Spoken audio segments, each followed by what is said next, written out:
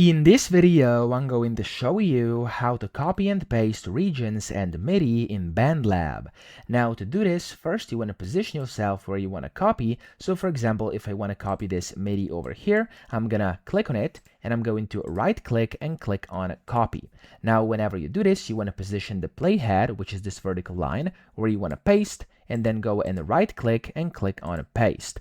Now the same thing can be done with keyboard controls. So if you want to copy, click on the thing you want to copy and press Ctrl and C, and then to paste you can use Ctrl and V. Okay, so that's also how it's going to work. If you want to copy a specific region, you could also go and do that. So for example, like a region of this drum beat I have over here, for example, let's say I want to copy the region from here to like here, you can just slice it. So click on it, press S to slice, go to the second part, press S over here as well, and now we can click inside that specific part, right click and then copy, and now we can just go and undo these two slices like that, go to wherever you want to paste, and then right click paste, and there we go, just that specific region has been pasted, which is quite convenient.